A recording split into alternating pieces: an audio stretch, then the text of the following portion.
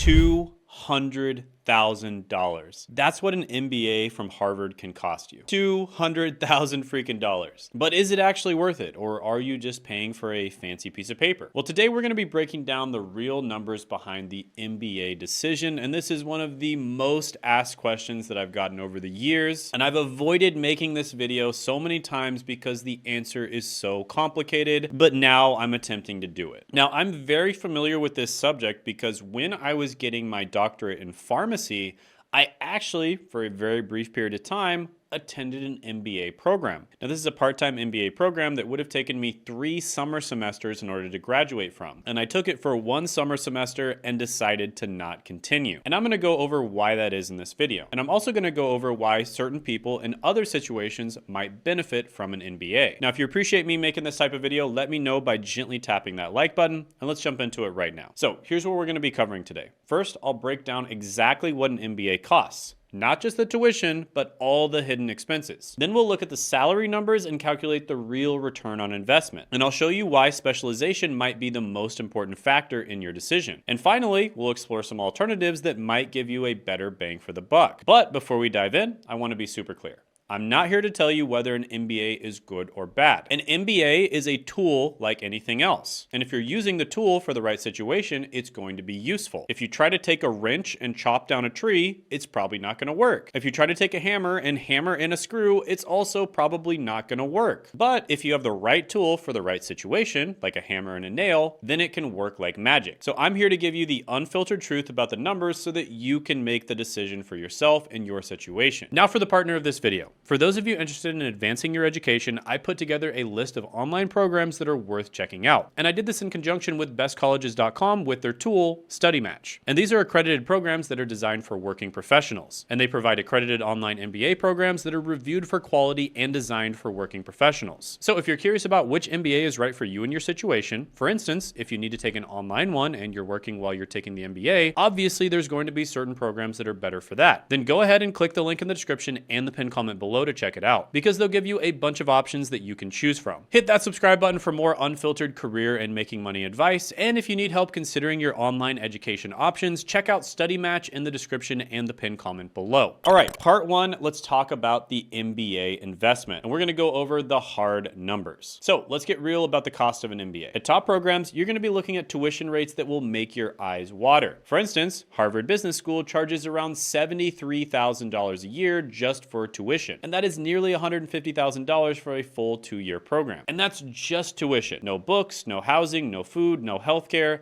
nothing else. When you factor in all of those other expenses for a single student at Harvard, the total annual cost hits around $111,000 a year. And that means over 2 years, you're gonna be spending about $223,000. Got a family? It's gonna get worse. So if you're married with 2 kids, your 2-year cost can easily exceed $300,000. And think about that for a second. That's a house in many parts of the country. And we haven't even talked about interest or the fact that you can never default on your student loans. Oh, and Harvard isn't even the most expensive option out there. Schools like Stanford and Wharton can cost even more. But here's what most people don't talk about enough: the hidden costs. Beyond the money you're spending, there's an opportunity cost. For 2 years, you're likely not earning a full-time salary. For instance, if you were making $80,000 before going to business school, that's another $160,000 that you're giving up. So the real cost for a top MBA program, when you factor in tuition, living expenses, and 2 years of lost opportunity costs and salary, you could be looking at close to $400,000 or even $500,000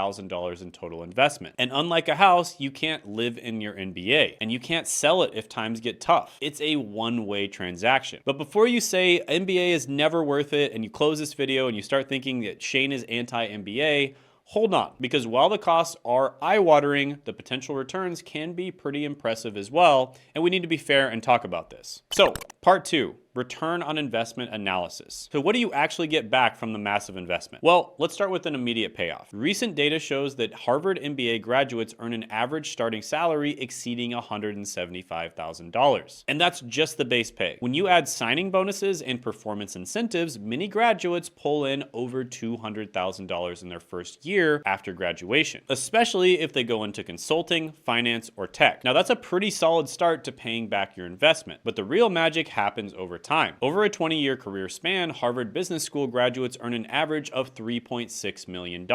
That's not a small number for only half of your career. Other elite schools like Wharton, Stanford, Columbia, MIT, Sloan, and Kellogg also report their graduates earning more than $3 million over a 20-year period. So this means most MBA graduates from top programs can break even on their investment within a few years. And with a median salary of $175,000 plus bonuses averaging $30,000 to $40,000, many Harvard grads can potentially pay back their tuition within a few years. But here's where I need to hit you with some real talk. These numbers are for top schools. The salary premium drops significantly when you move down the rankings. And although the education you might get from other schools is just as good, the prestige or secondary benefits may not be. And even within top schools, these are averages. Some graduates make way more and others make way less. And your individual results will vary based on your pre-MBA experience, plus the industry you enter, your performance, networking abilities, and honestly, a bit of luck. Now, the other thing that nobody tells you, there's a ceiling effect.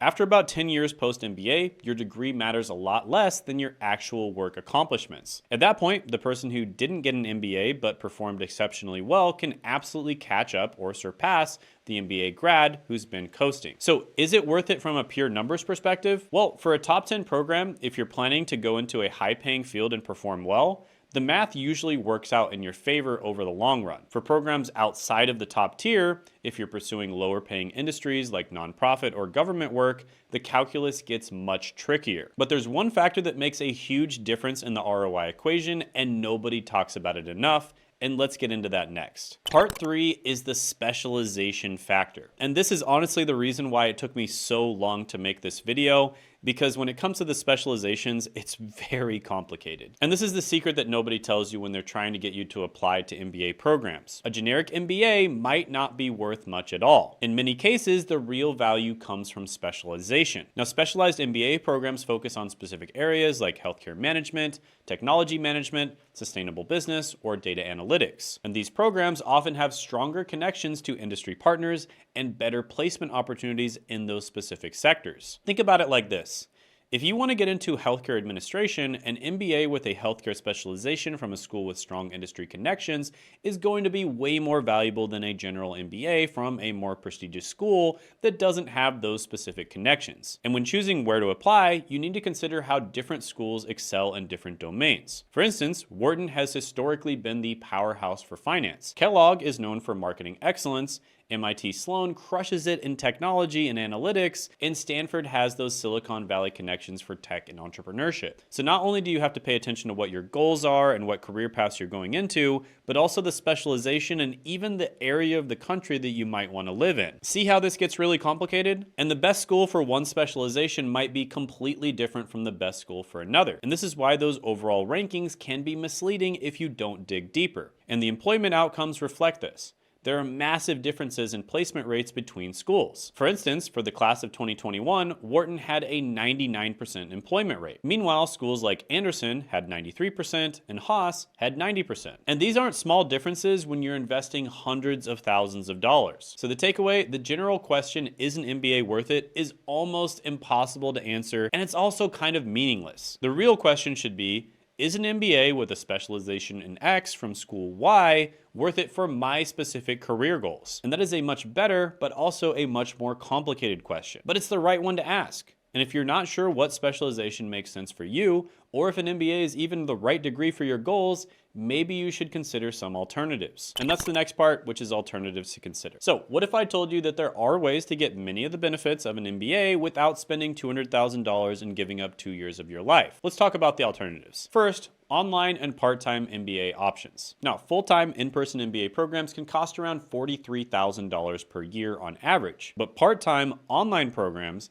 they average just $14,500 per year. For instance, fellow YouTuber and my friend Richard Walls went to an online university, University of Chicago, and he had an amazing experience with them. and it boosted his salary by quite a lot. And it wasn't nearly as expensive as a Harvard MBA. And he did it all while he was still working. Now, the top-ranked online programs from prestigious schools can still hit six figures, but many solid programs from respected state universities can still fall in the $30,000 to $60,000 range for the total amount. And the best part is you can keep working and earning while you study. Now, the downside is you miss out on some of the in-person networking, and some employers still view online degrees differently. Plus, you wouldn't have this super high starting salary that you'd get with a Harvard MBA. Although many would argue that the difference in starting salary has more to do with correlation than causation, as many people who graduate with the very prestigious degrees already have a job lined up because of family connections or friend connections before they even attended the program. With that being said, the stigma for online MBAs is fading fast, especially post-pandemic when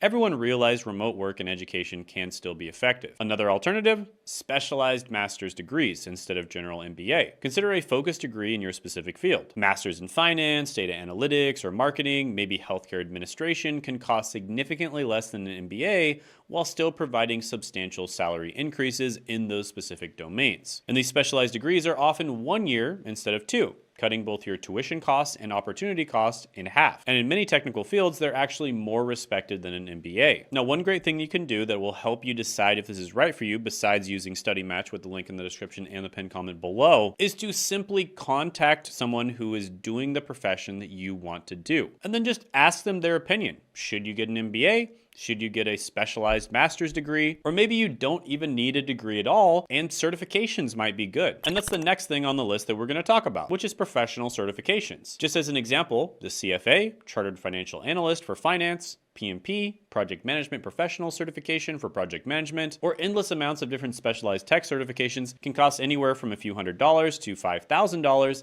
and provide significant salary boosts in their fields. And these certifications take months rather than years. And they cost a fraction of degree programs. And they can be completed while working full time. And I do believe that with jobs rapidly changing with AI and the world just changing in general, that certifications are going to become more and more popular. But the real question becomes, what are you actually trying to achieve with an MBA? If it's specific knowledge, there are cheaper ways to get it. If it's a credential for advancement, maybe a specialized degree or certification would work. If it's the network, perhaps industry associations or targeted networking can help. So the MBA isn't the only path, and for many people, it's not even the best path. And that's the next part, which is making your decision. So after all this, how do you actually decide if an MBA is worth it for you or not? Well, let me give you a framework. First, be brutally honest about your goals. What specifically are you trying to achieve? A career switch, advancement in your current field, higher salary, specific knowledge, network expansion? For each goal, ask yourself, is an MBA the only way to achieve this? Or are there alternative paths that might be more efficient? Second,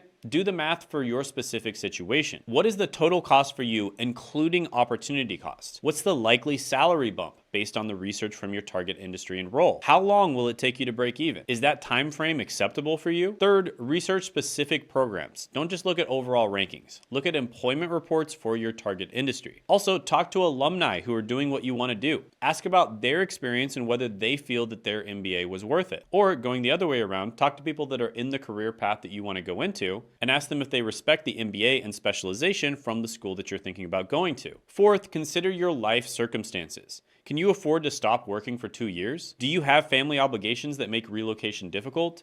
How would part-time or online options impact your learning and outcomes? And finally, trust your gut. An MBA is not just a financial investment, it's a major life experience. If the idea of spending 2 years immersed in business education excites you, that has value.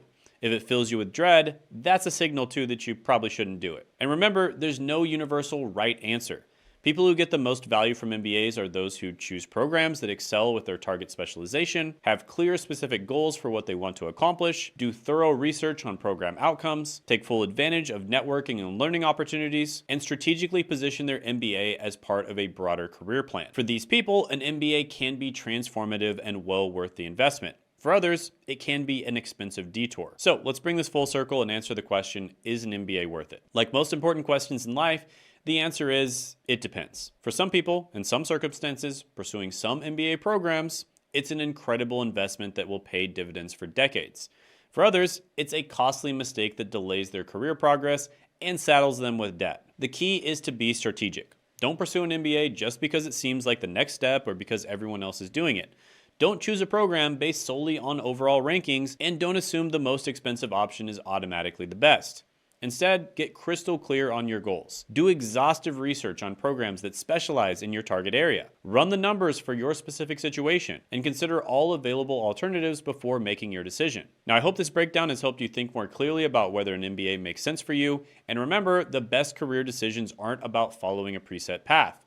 They're about finding the right path for your specific situation and goals. So if you found this helpful, hit that subscribe button for more unfiltered career and making money advice. Check out StudyMatch by bestcolleges.com because they'll help you find accredited and reviewed online programs that fit your schedule and career goals. I've partnered with bestcolleges.com and they're super useful, and I've kind of been looking for someone like this for years. And then I found StudyMatch by bestcolleges.com and I partnered with them, and they have been great. So definitely check them out down in the description and the pinned comment below. You'll enter some basic information and they'll connect you with accredited online degree programs that align with your interests. And also, even though this video is more tailored towards bachelor's degrees, I think you can get a lot of value by checking out my video, How to Choose the Right College Degree for You, by clicking right here.